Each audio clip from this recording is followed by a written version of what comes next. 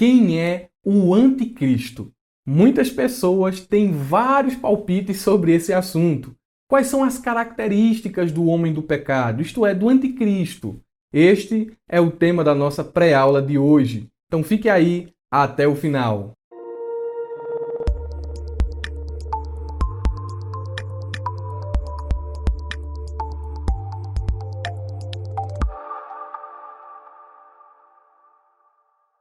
Cumprimento a todos com a paz do nosso Senhor e Salvador Jesus. Sejam muito bem-vindos ao canal Abrajaula. Eu estou muito feliz de mais uma vez estar aqui com vocês para mais uma pré-aula da Escola Dominical, onde aprenderemos a Palavra de Deus. Baixem o nosso esboço, que está aí na descrição do vídeo, é só clicar e o download começa automaticamente, não tem custo nenhum. Você pode baixar e no esboço ele está cheio de referências bíblicas e várias informações que irão lhe auxiliar durante a ministração de sua aula. Nos ajude, é muito fácil. Inscreva-se em nosso canal, ative o sininho para receber as notificações, deixe seu like, deixe seu gostei e aqui nos comentários você pode deixar o seu nome, como muitos irmãos vêm fazendo, e a cidade de onde você está assistindo essa pré-aula. Eu vou lá responder e deixar um versículo bíblico para você. Se tiver alguma dúvida acerca do assunto da lição ou algum complemento a fazer, deixe lá no comentário também e nós vamos estar lendo, vamos estar respondendo lá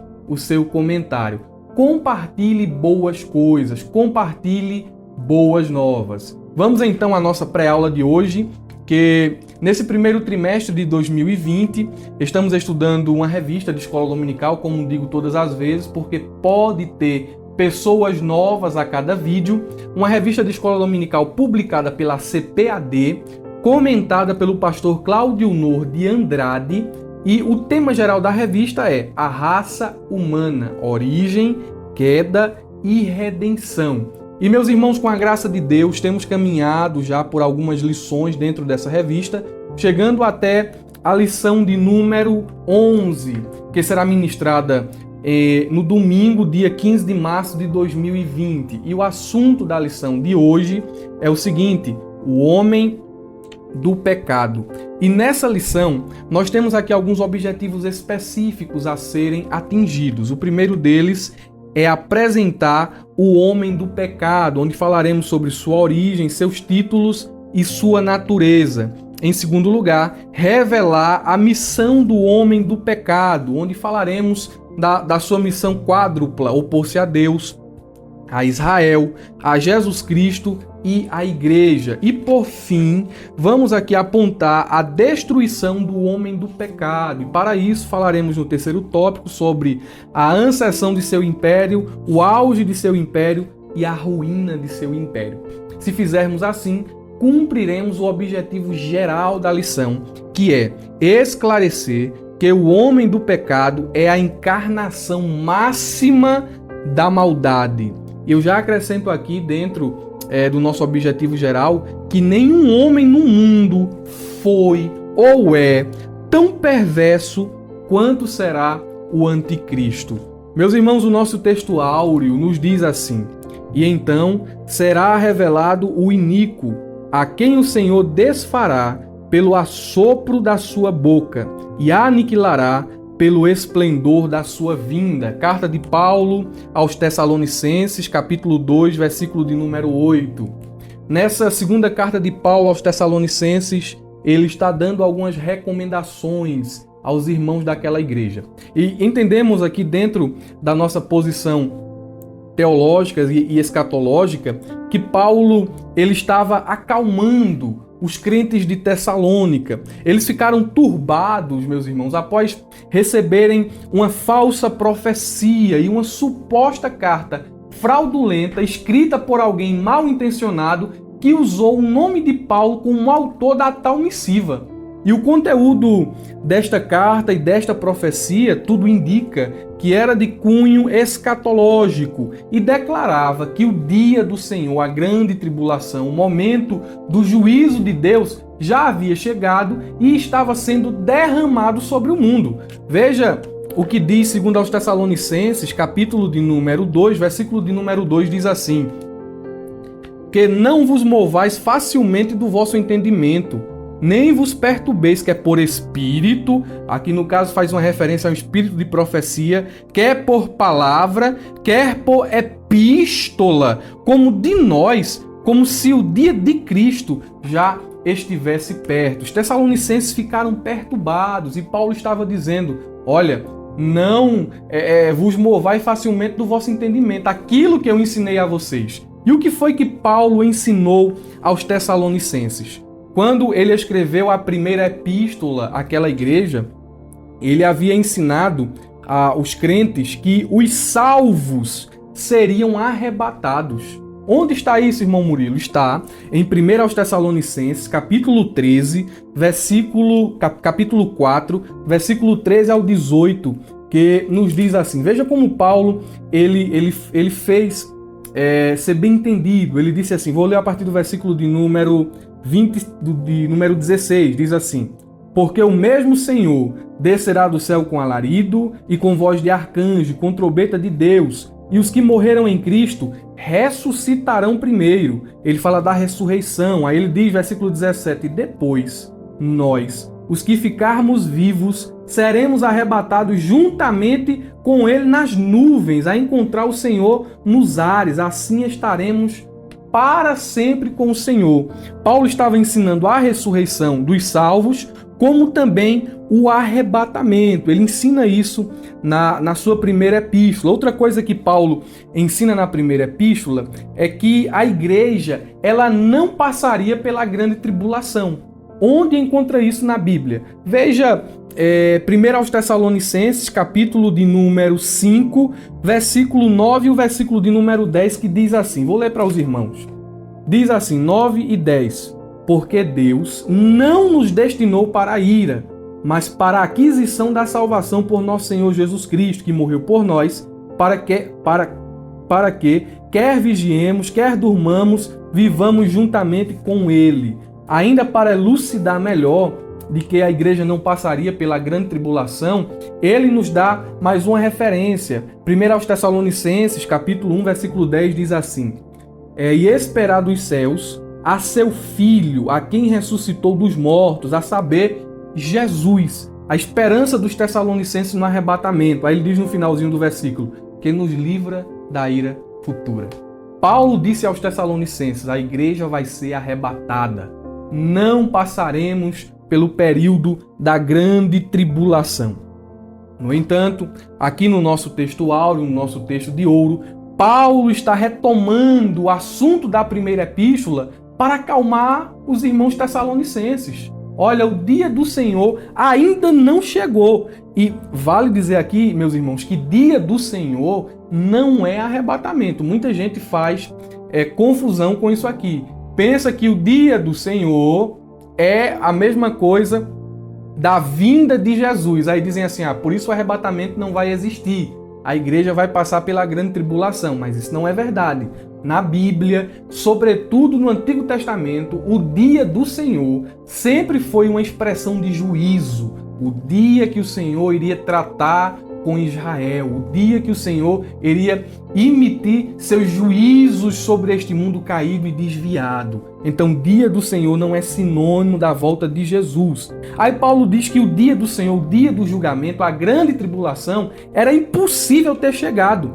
E ele diz que antes que esse dia aconteça, é necessário que algumas coisas se cumpram.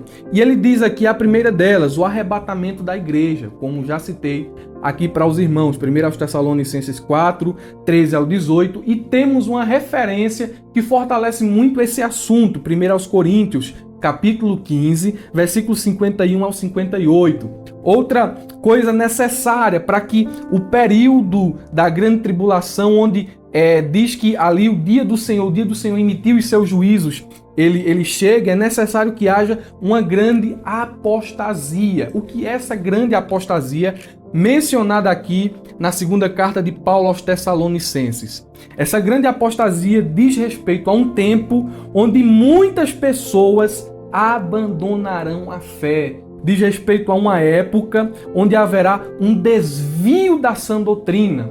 Veja que o palco para o aparecimento do anticristo ele está sendo montado. O amor cada vez mais se esfriando, as pessoas cada vez mais abraçando uma heterodoxia, abraçando não querem mais se sujeitar à sã doutrina, não querem mais obedecer aos princípios da palavra de Deus. E tudo isso que está acontecendo no mundo é o palco para o surgimento do homem do pecado. E Paulo disse, é impossível que o dia do Senhor tenha chegado, Tessalonicenses. Acalmem-se, porque vocês não vão estar aqui para ver isso. Vocês vão ver o princípio das dores, mas o momento do dia do Senhor vocês não verão. A igreja será arrebatada, estaremos nas boldas do Cordeiro. Outro acontecimento necessário para que o dia do Senhor ele chegue é o aparecimento do homem do pecado. E Paulo ele diz isso aqui, está tudo dentro da nossa leitura bíblica em classe.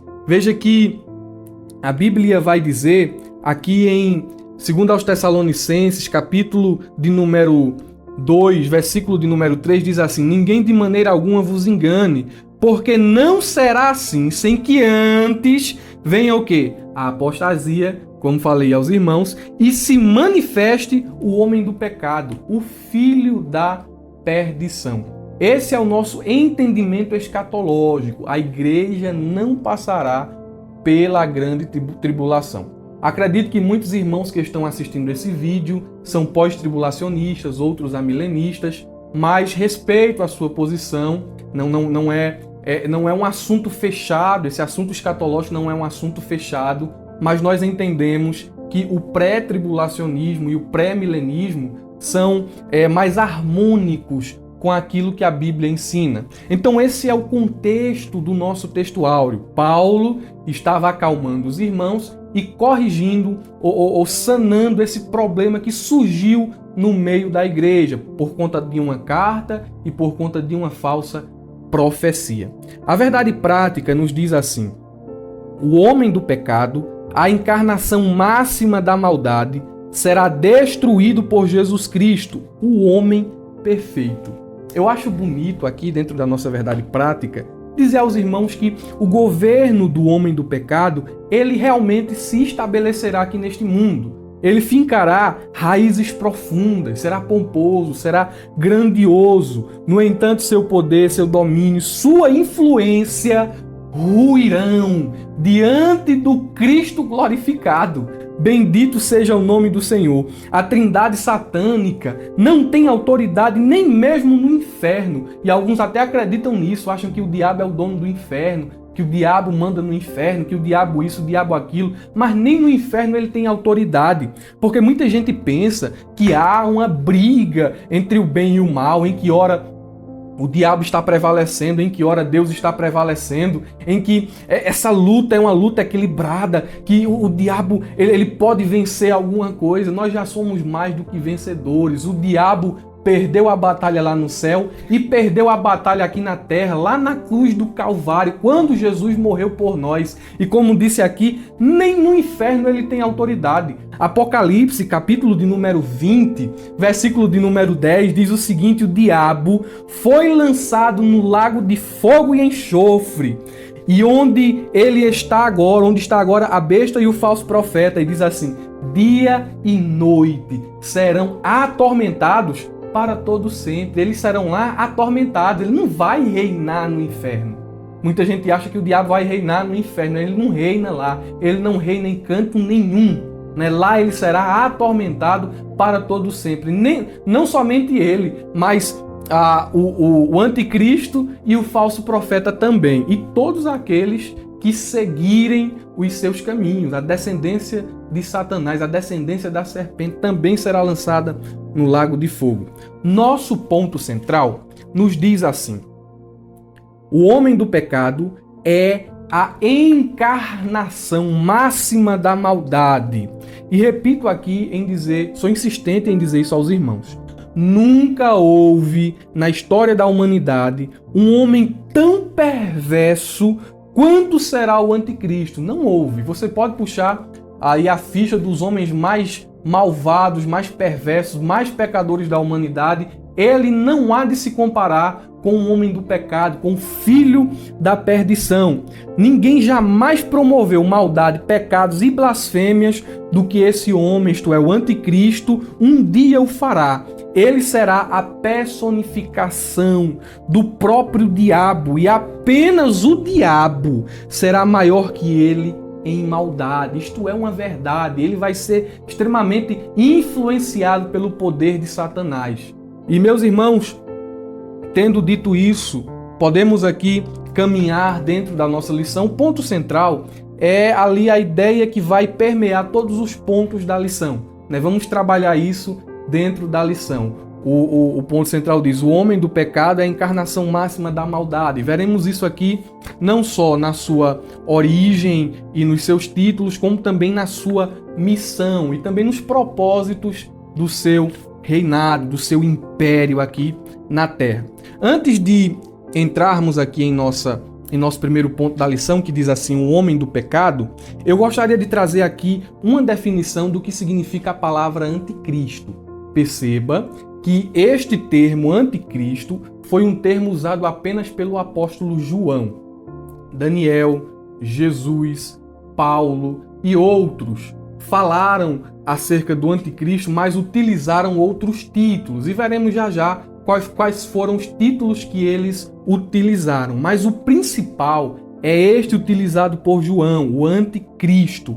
O nome anticristo vem da expressão grega antikristos e significa contra Cristo. Esse nome anticristo, ele é formado por dois termos: anti, que significa contra, e Christus, que significa ungido. Então, anticristo em sua essência significa aquele que é contra o ungido de Deus.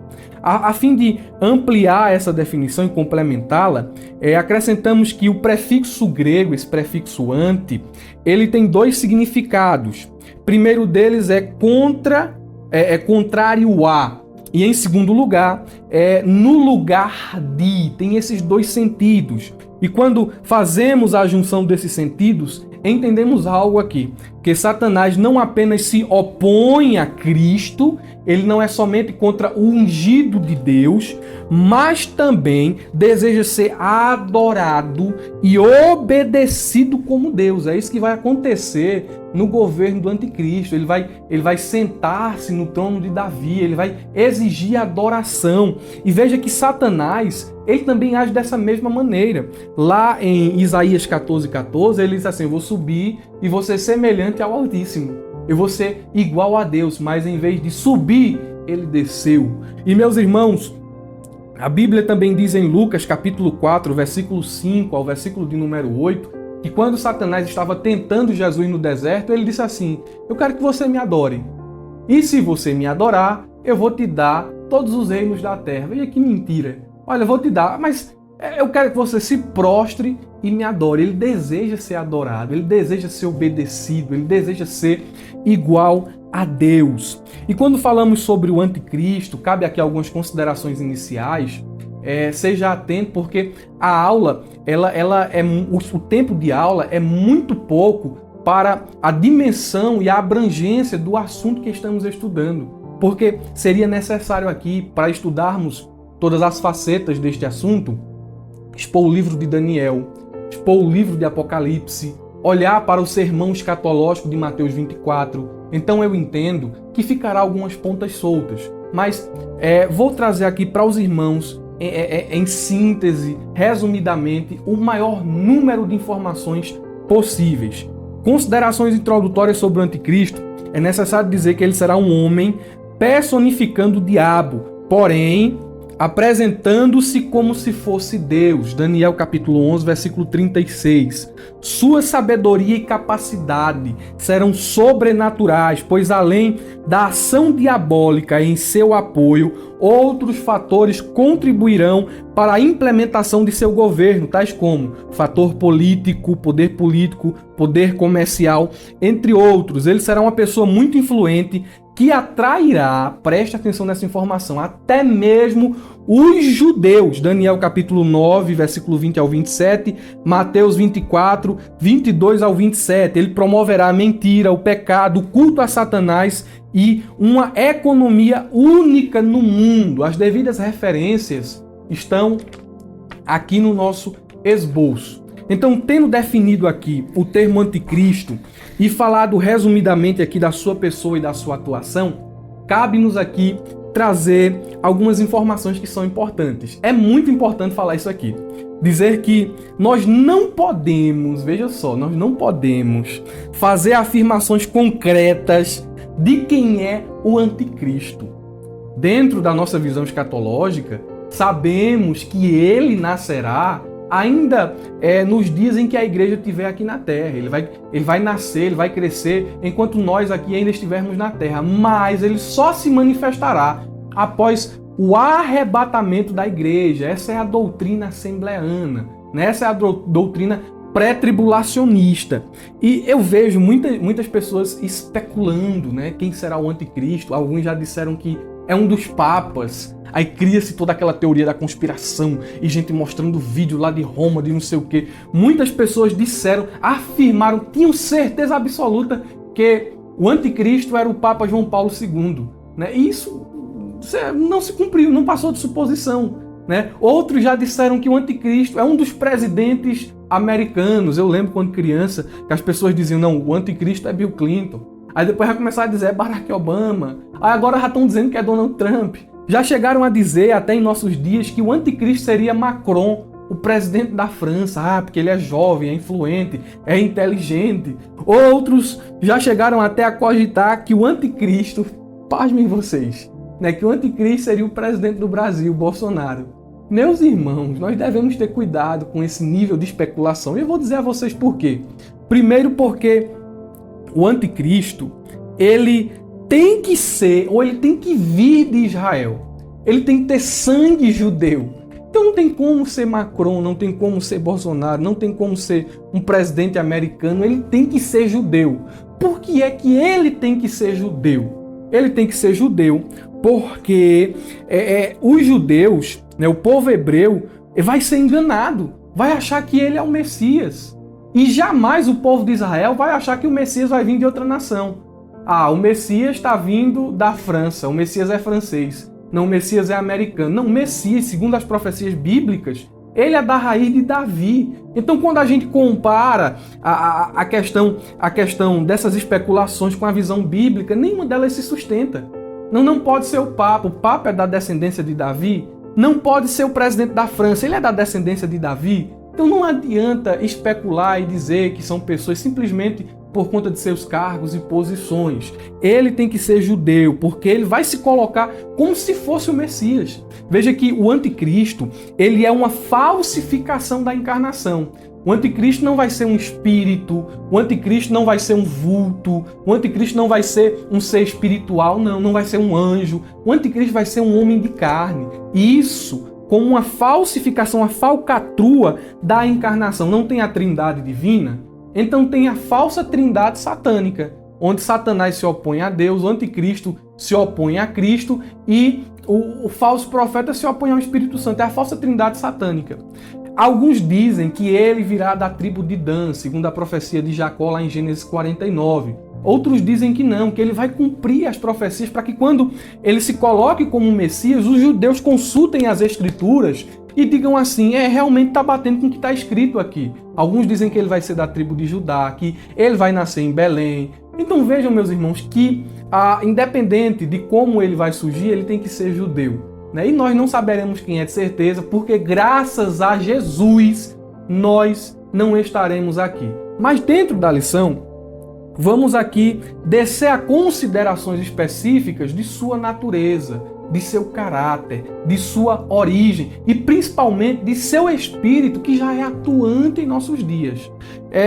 Dentro aqui do primeiro ponto da lição, vale dizer ainda que a Bíblia, ela afirma que existiram homens dos quais esse mundo não era digno. Hebreus capítulo 11, versículo 38, a Bíblia diz isso após citar vários nomes ali na galeria da fé, Abraão, Moisés, Jefté, Gideão, citam vários homens que viveram por fé. E eu acho bonito porque esses homens, eles são mencionados porque suas vidas são um exemplo de fé, abnegação e obediência.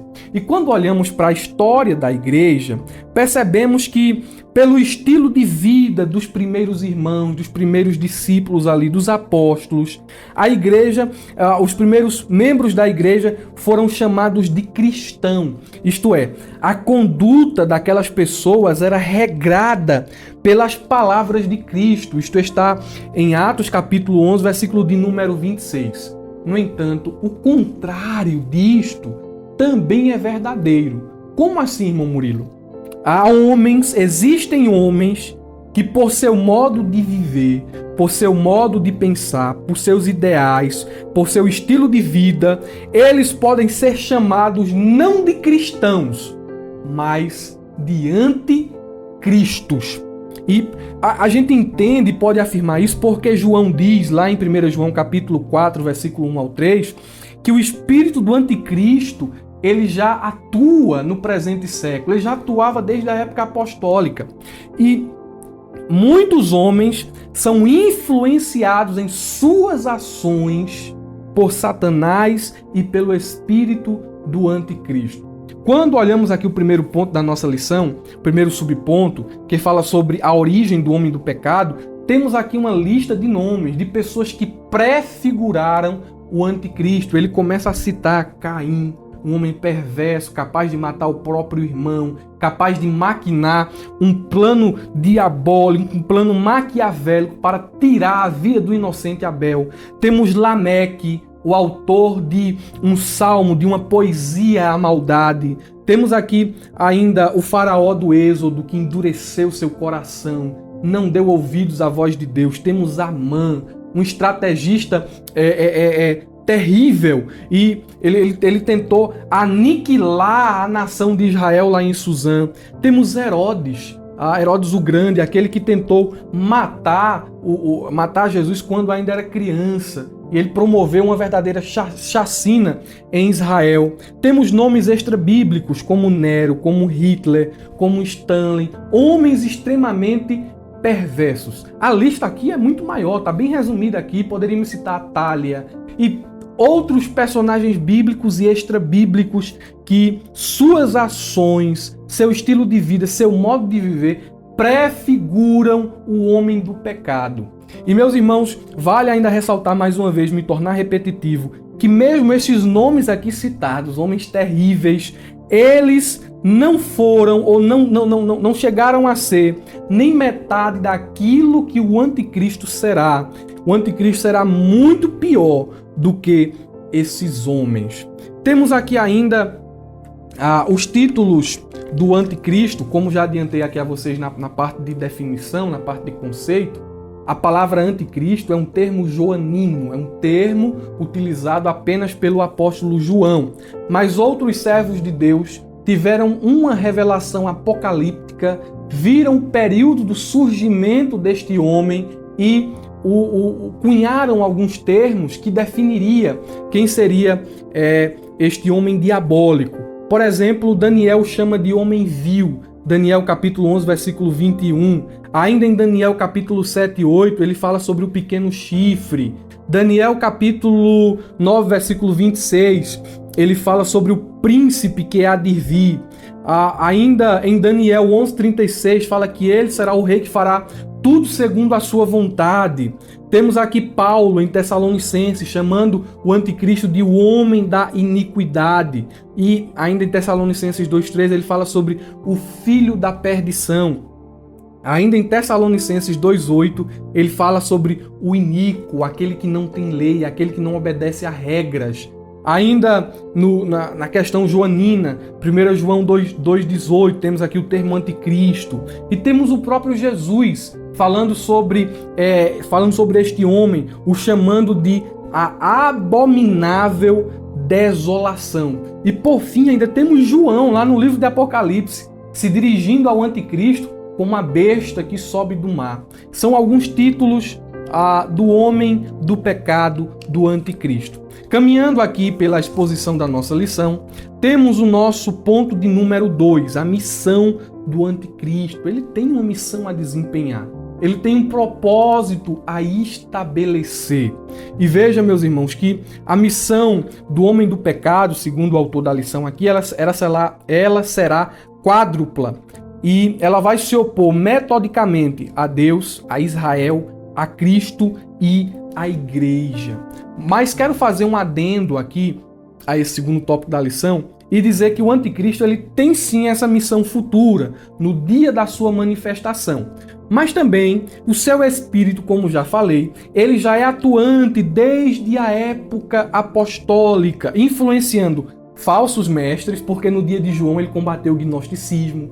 João chegou até a dizer assim: quem nega que Cristo veio em carne não é de Deus.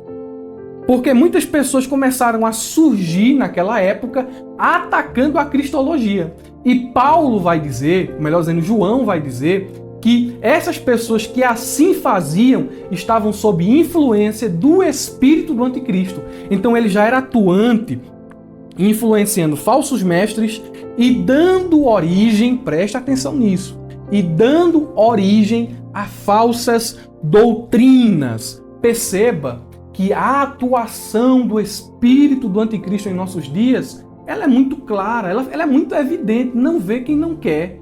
Perceba que a marca das falsas religiões é se escandalizar e se ofender acerca das verdades sobre Cristo registradas na palavra de Deus. Toda falsa religião, ela tem como uma de suas características principais negar e se escandalizar acerca das verdades cristológicas. Eu vou citar aqui os irmãos, se tem alguém que apoia essas doutrinas, não se sinta ofendido, mas que seja um momento em que seus olhos sejam abertos. Vejam só, os testemunhas de Jeová, os TJs. Se dissermos que Jesus, para os testemunhos de Jeová, se dissermos que Jesus é Deus, seremos considerados como blasfemos. Eles vão dizer, você é um blasfemo. Mas se dissermos que deixamos nosso filho morrer por não aceitar que ele receba transfusão de sangue, seremos zelosos e dedicados às coisas de Deus. Veja que contradição. Eles abraçam uma mentira em detrimento da verdade.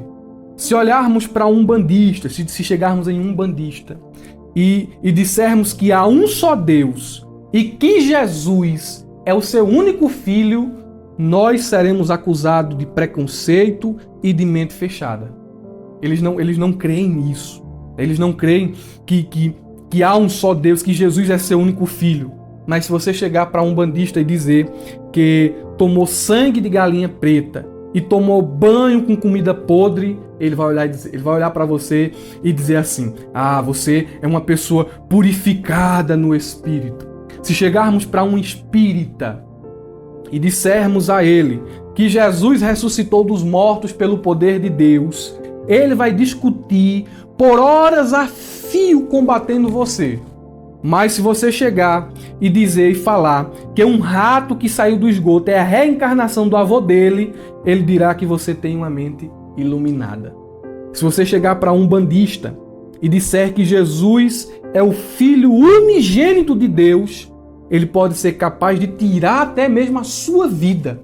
Mas se você disser para esse mesmo hinduísta que o carrapato que está no gato dele é divino, ele vai adorar o carrapato e o gato também. Se você chega para a igreja romana, a igreja da maioria, e você falar para a igreja romana, para alguém da igreja romana, que Jesus é o único mediador entre Deus e os homens, ele vai chamar você de herege. Não, Jesus não é o único mediador. Tem São Fulano, São Cicrano, São Betrano, tem a Santa não sei quem. Ele vai dizer que você é um herege. Mas se você disser que a hóstia, o pedacinho de pão, né, é literalmente ali, é o corpo, é literalmente assim como aqui é meu dedo, a hóstia é literalmente o corpo de Jesus, ele dirá que você é um devoto servo de Deus. Veja que as falsas religiões, elas são influenciadas pelo espírito do anticristo e elas têm como base, né, tem como marca se escandalizar sobre as verdades da cristologia bíblica. É o espírito do anticristo influenciando as pessoas e a religião de nossos dias. E meus irmãos, ainda sobre a missão do anticristo, aqui a nossa revista, ela fala que ele opõe-se a Deus, ele opõe-se a Israel, e a gente vê isso não só de uma forma bíblica, como no caso de Amã, como no caso de Atalha, quando tentaram dizimar Israel, tentaram acabar com a nação de Israel, no ato da Segunda Guerra Mundial, onde milhares e milhões de judeus morreram, pereceram, na grande tribulação, ele vai perseguir o povo de Israel, vai encurralar o povo de Israel no Vale de Armagedon. A perseguição é grande, ele também opõe-se a Jesus. Isso fica muito claro no ministério terreno de Jesus, desde cedo, né? Jesus ele já sofria atentados como o de Herodes, no qual Herodes sanciona uma lei para que todas as crianças de 2 anos abaixo do sexo masculino fossem mortas. E durante o ministério de Jesus, a tentação, a utilização de algumas pessoas para que Jesus não chegasse até a cruz, para que Jesus se transformasse num líder político e outras coisas mais. Temos aqui também a oposição da igreja, isso está bem explicado aqui na lição. Apenas esse adendo aqui sobre a influência do espírito do anticristo e também falando sobre a missão do anticristo em relação ao mundo. Veja que a revista não fala sobre isso, mas é um complemento. Ele tem uma missão com relação ao mundo, e vou citar aqui alguns aspectos dessa missão.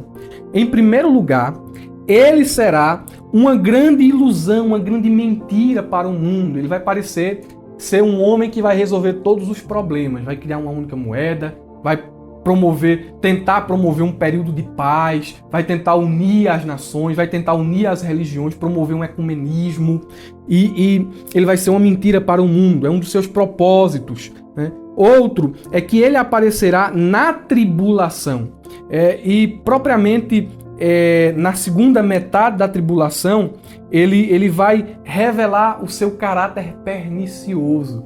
Aí muita gente diz assim, tem a primeira parte da tribulação, que não vai ser tanta tribulação, e tem a segunda parte da tribulação, que é quando o anticristo vai começar a perseguir o povo de Israel, que ali vai ser mesmo grande tribulação. A grande tribulação, ela vai começar de fato quando a igreja for arrebatada. São 7 anos de tribulação, não 3 anos e meio. Quando a igreja for arrancada daqui, imagine um número de pessoas sumindo, né?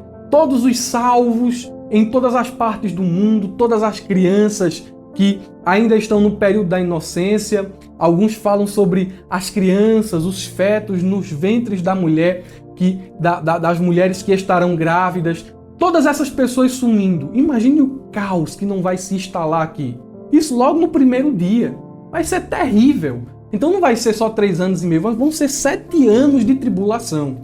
E ainda outra característica, ele assumirá o controle monetário mundial, Apocalipse 13, versículo de número 7. E outra característica ainda, o homem do pecado, no auge do seu poder, dominará tanto a economia quanto a religiosidade humana, agrupando todas as coisas sob o seu comando. O governo, a princípio, será aceito por todos sem qualquer contestação. Até mesmo o povo de Israel vai aceitar o governo do anticristo. E temos aqui o terceiro tópico da nossa lição, que fala sobre a destruição do homem do pecado. E temos aqui a ascensão de seu império, o auge de seu império e a ruína de seu império. Nós sabemos aqui, à luz do texto bíblico, que o anticristo, ele fará muitos sinais para que haja uma ascensão do seu império. O anticristo ele vai receber um poder satânico sobrenatural para confirmar todas as suas mentiras. Veja o que diz Tessalonicenses, segundo aos Tessalonicenses 2:9. A esse cuja vinda é segundo a eficácia de Satanás, com todo poder, sinais e prodígios de mentira. Perceba que o anticristo ele vai estar extremamente possuído pelo diabo. Perceba que lá em Apocalipse, capítulo 13, a Bíblia vai dizer que o dragão, uma referência a Satanás, o dragão lhe dará poder. E essa atuação demoníaca de sinais mentirosos, de prodígios mentirosos, de falso poder, de falso milagre, ela já pode ser vista como atuante em muitas pseudo-igrejas dos nossos dias, onde as pessoas são atraídas simplesmente por milagres, onde não há pregação do evangelho, onde não há pregação da santificação, onde até mesmo essa lição que fala sobre o anticristo não é ensinada, onde as verdades soteriológicas não são nem sequer a igreja, não há uma doutrina na igreja. Simplesmente milagre, milagre, milagre, cura, cura. E as pessoas ficam ali alienadas de Deus, alienadas de qual é o plano da salvação, alienadas sobre os eventos escatológicos. E o anticristo, ele vai justamente utilizar uma estratégia que já é vista hoje em muitos anticristos. Mas com o anticristo mesmo, com o homem do pecado que se manifestará, isso acontecerá em uma escala muito maior, porque ele receberá um poder sobrenatural maior do que o que opera hoje entre os falsos profetas. Veja que o anticristo, ainda falando sobre a ascensão de seu império, para que ele chegue no topo, para que seu império cresça, ele tem algumas qualidades que lhe são exclusivas. Perceba que ele vai ser dono de uma inteligência muito grande, Daniel capítulo 7, versículo 20. Ele vai ser um homem político, Daniel capítulo 11, versículo 21. Ele vai ser alguém que tem um domínio das estratégias militares, Daniel 8, 24. Ele vai ter uma oratória perfeita, ele vai ter um poder de persuasão muito grande, Daniel capítulo 7, versículo 20. Ele vai ser alguém muito entendido na área comercial, Daniel 8, 25. Ele vai ser um administrador exemplável, Apocalipse capítulo 13, versículo 1 e 2. E ele vai ser alguém muito aparentemente devoto à religião, à religiosidade, a juntar as pessoas, falar de Deus em nome do amor. Olha, porque o amor vai ser uma pessoa muito persuasiva no quesito religioso, segundo aos Tessalonicenses capítulo 2, versículo de número 4. Quando se fala do auge de seu império, entendemos que a besta, ou o anticristo, será um personagem, como já disse aqui, de habilidade, de capacidade desconhecida até hoje. Veja que há uma ênfase nas habilidades do anticristo, sua sabedoria, suas capacidades serão sobrenaturais quando consideramos seus atos à luz do relato bíblico. E além de sua capacidade, como já mencionei aqui, essa capacidade que vem de uma ação diabólica direta, outros fatores contribuirão decisivamente para a implementação do governo do anticristo aqui, como o poderio bélico, a alta tecnologia. Perceba que o anticristo ele vai reinar, ele vai ter um domínio sobre tudo, sua voz, seus discursos, sua influência vai se tornar conhecida de todos. Você percebe que acontece uma coisa aqui, eu estou sem o celular aqui, acontece uma coisa aqui, na China o povo já está sabendo, é instantâneo. A informação, ela é concomitante, às vezes até mesmo lá. Aconteceu, está com 1 minuto, já estão sabendo lá na China. Veja que a tecnologia vai contribuir para a ascensão e o auge do seu império, o poder econômico. Ele influenciará decisivamente as massas com seus discursos. Apocalipse capítulo 13, versículo de número 5. A Bíblia diz que toda a terra se maravilhará após a besta. E alguns aspectos do seu futuro governo, segundo a Bíblia, não será tão admirável no início, Daniel 11, 21. E ele virá na era em que existir mais falsos mestres, mais anticristos. E a gente ri assim, mas é triste, irmãos, falar sobre isso. Nos nossos dias, tanta gente surgindo como falso mestre, como anticristo, um desvio da sã doutrina.